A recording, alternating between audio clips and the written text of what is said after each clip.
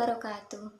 Kembali lagi bersama saya Febidan Amalia Sari dari kelas manajemen C. Di sini kita akan membahas mengenai telaah pustaka. Definisi kajian pustaka menurut POHA adalah sebuah kegiatan mengumpulkan data ilmiah, terutama dalam bentuk teori, metode, atau penelitian yang sudah dilakukan sebelumnya, baik dalam bentuk buku, naskah, dokumen, jurnal, dan lain-lain yang sudah ada di dalam perpustakaan. Menurut Nazir, kajian pustaka adalah suatu studi kepustakaan atau studi literatur yang memiliki fungsi untuk menunjang ketajaman penelitian serta mendukung penelitian. Jadi, kajian pustaka sendiri adalah kumpulan teori yang didapatkan dari berbagai macam sumber yang akan digunakan sebagai bahan rujukan dalam melakukan kegiatan atau membuat karya tulis ilmiah. Adapun proses telaah teori, yang pertama adalah mencatat teori yang akan dicari. Yang kedua, melakukan ikhtisar referensi. Yang ketiga yaitu proses sintesis dan membandingkan. Dan yang terakhir adalah analisis terhadap referensi. Definisi telaah empiris. Kajian empiris adalah kajian yang didapatkan dari penelitian yang telah dilakukan sebelumnya oleh peneliti lain. Kajian empiris juga dapat didefinisikan sebagai hasil penelitian berupa observasi atau percobaan terdahulu yang mengemukakan beberapa konsep yang relevan dan terkait dengan penelitian yang akan kita lakukan. Terdapat beberapa tahapan dalam membuat kajian empiris untuk sebuah penelitian, yaitu sebagai berikut. Yang pertama yaitu tahap observasi. Pada tahap ini, dilakukan pengamatan terhadap suatu fenomena dan menyelidiki apa penyebabnya. Yang kedua yaitu tahap induksi. Pada tahap ini, dilakukan perumusan hipotesis sebagai penjelasan umum dari fenomena yang diamati sebelumnya. Yang ketiga yaitu tahap deduksi. Tahap ini merupakan tahap eksperimen yang berperan untuk menguji hipotesis. Yang keempat yaitu tahap pengujian. Tahap ini menjadi proses pengujian hipotesis melalui pengumpulan jenis data penelitian. Dan yang terakhir yaitu tahap evaluasi. Tahap ini menjadi tahap interpretasi data dan perumusan teori terkait hasil eksperimen sebagai penjelasan dari fenomena yang diamati. Nah, yang selanjutnya yaitu kerangka berpikir.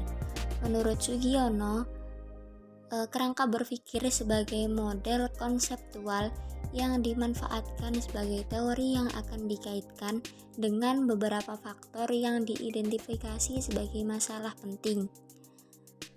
Adapun macam-macam kerangka berpikir, yang pertama yaitu kerangka teoritis. Kerangka teoritis adalah jenis yang menegaskan tentang teori yang digunakan untuk landasan sekaligus untuk menjelaskan fenomena yang sedang diteliti. Yang kedua yaitu kerangka operasional, menjelaskan variabel yang diangkat oleh peneliti berdasarkan konsep yang diteliti.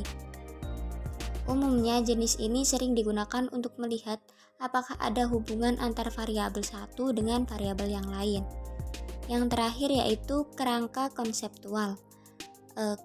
Dikaitkan kerangka konseptual apabila terdapat asumsi teoritis yang nantinya teori teoritis ini yang akan digunakan untuk mengistilahkan objek yang akan diteliti.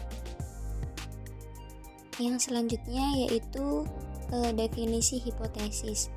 Menurut Sugiono, hipotesis adalah jawaban sementara dari rumusan masalah.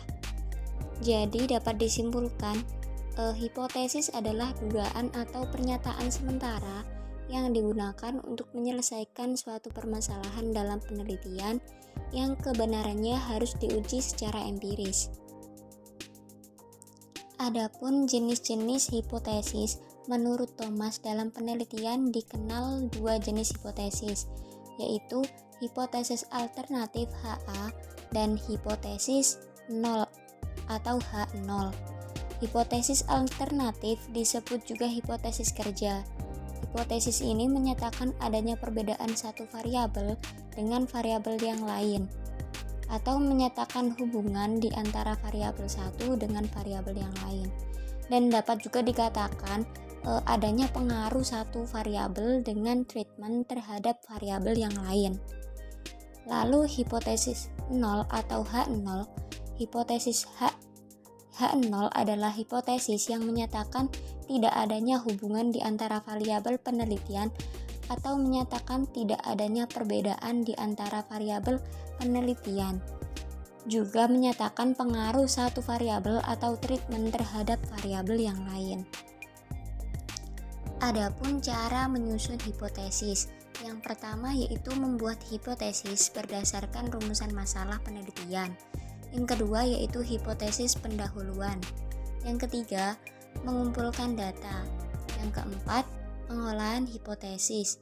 Dan yang terakhir adalah pengujian hipotesis. Itu saja penyampaian materi dari saya.